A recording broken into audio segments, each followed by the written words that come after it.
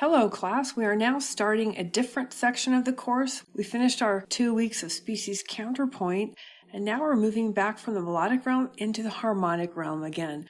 You will need your textbook for this portion, so go and fetch it if you don't have it with you already. Stop the tape here if you need to, and then start it back up when you come back with your book. So this is part 3 of the textbook. It's called A New Harmonic Function, called the phrase model, and additional melodic and harmonic embellishments. So let's move on to page 262. Chapter 9 is called the predominant function and the phrase model. The word predominant sounds suspiciously like the word subdominant, and they are indeed related, but they are not quite the same. So we'll figure out what we mean by that phrase. The overview of this chapter says we will explore the third and final harmonic function, called the predominant, whose role it is to lead from the tonic to the dominant.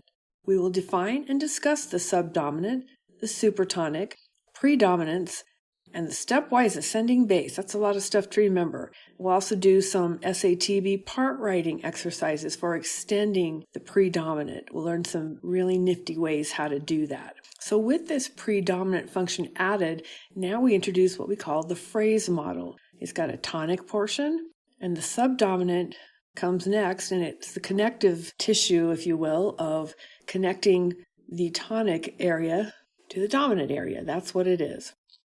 And this phrase model provides the foundation for all phrases in the common practice era, which is music written from the 18th and 19th centuries, basically. All right, go to page 264. Now let's talk about the predominant function. Whereas tonic and dominant functions are sufficient in order to create a phrase, a third harmonic function adds a new dimension to our sense of harmonic tension and resolution. Now we just talked a lot in 4 species last week about harmonic tension. If I played that example in 1st species,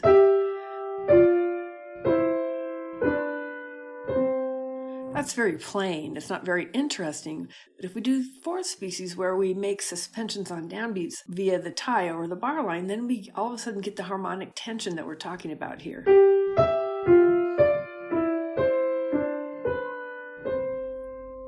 So that example I just played in 4th species was an example of how to create tension in the melodic realm. This chapter is how to do it in the harmonic realm, the harmony. All right, so look at example 9.1. It starts off in the 1 chord, then it goes to the 4 harmony, and then the 5 harmony, back to the 1. So the predominant is in there. It directly precedes the dominant chord. Notice the bass motion.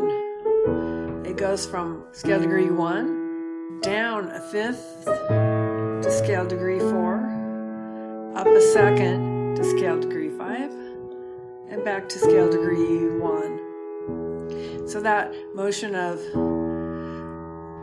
5 down to 1, So that motion of scale degree 1 in the bass goes down a 5th to land on scale degree 4, goes up a step to scale degree 5, and back to 1. That is a basic way of how a phrase model could sound using tonic, predominant, dominant, and tonic chords. Now let's look at letter B. This is in 9/8 time, but we're going to sing it in a big 3. 1, 2, 3, 2, 2, 3, 3, 2, 3, like that. So if you want to conduct along, you just would conduct or feel it in 3 big beats, okay? This is an E flat major. There's 1, 5, 1 for you there, okay?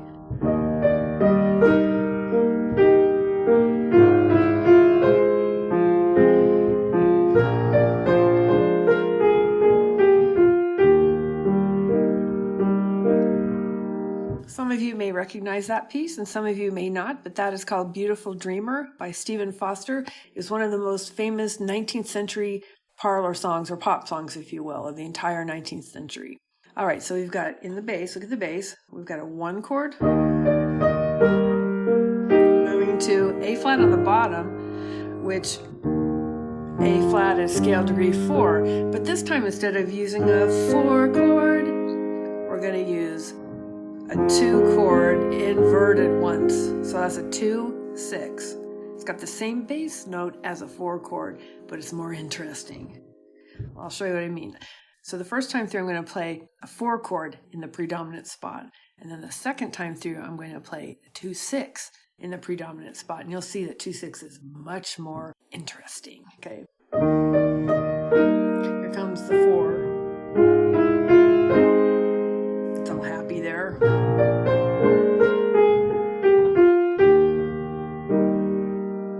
It was a major chord, so I said it was happy, but it was actually kind of bland. Now I'm going to change that slightly to make the harmony more edgy by playing a 2 chord flipped into first inversion. Here it comes. That's 2, 6. That's a minor chord in first inversion. It's way better. Okay. Let's go on to the next page. Now we have an example 9.1 at the top. This is by Verdi, and the key signature has 1 sharp, but you notice that it says A minor underneath that. And it is indeed in A minor. So this must not be at the beginning of this Verdi overture, but somewhere in the middle where it's temporarily gone to A minor. So we analyze it in spite of what the key signature says. We will analyze this in A minor. Okay, listen. So 1 chord on bottom.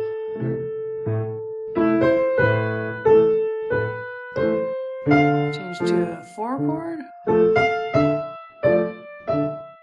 A 5 chord.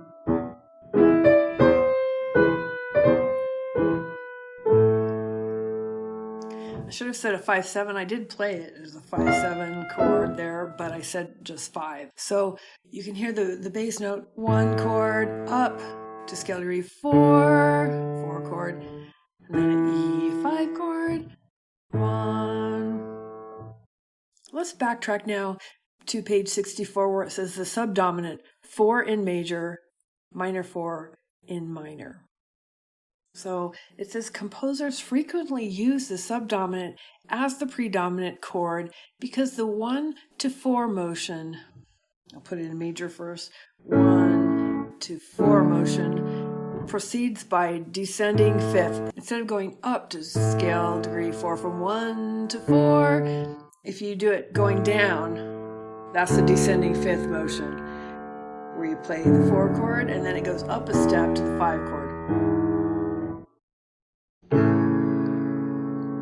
Oh dear, something just fell on my piano key. There we go. It was the cord to the machine here. All right, so let me demonstrate this. In example 9.2, let's pretend like we are in C major for a minute. So those 3 flats on letter A are in parentheses.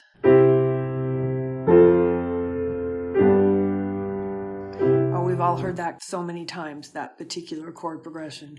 Now, instead of the bass note going up to the F and up to the G and then back down to the C, this one goes down a fifth to scale degree 4, and then up a second to scale degree 5. So that's what is meant by the D5. It's a descending by a fifth.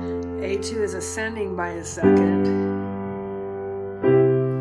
Notice this way, the reason why that was done is so we could use contrary motion in the outer voices, because contrary motion is the best kind to have. Let me put it in minor. Minor 1, minor 4, 5, 2, 1. Now that is the same progression as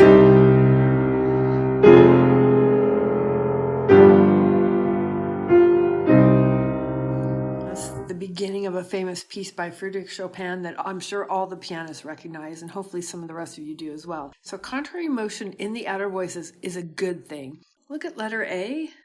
We've got a 1 chord with so on the top, so, and do on the bottom, descending down by a fifth of a second, and back to do. Okay, revoicing letter B to have may on the top. The bass line stays the same. The inner voices have been revoiced. Ready? Sing. Down a fifth. Up a second. So. Do. 3 voice letter C. This time let's put do on the top. The bass line is still the same. Do, fa, so, do. All right. Now composers really like this descending 5th bass motion. They call it the most convincing root motion in all of tonal music, and it kind of is. How many times have you heard that chord progression?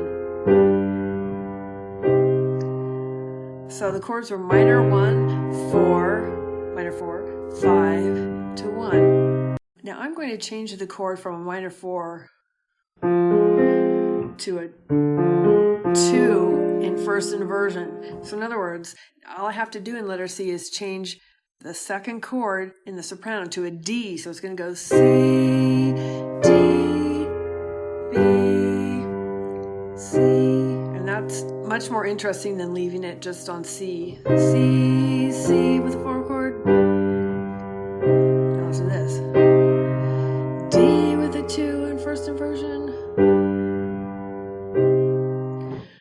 So everybody, composers and listeners, prefer the 2 in first inversion to the 4 chord anytime. And so actually, that is what I was saying earlier.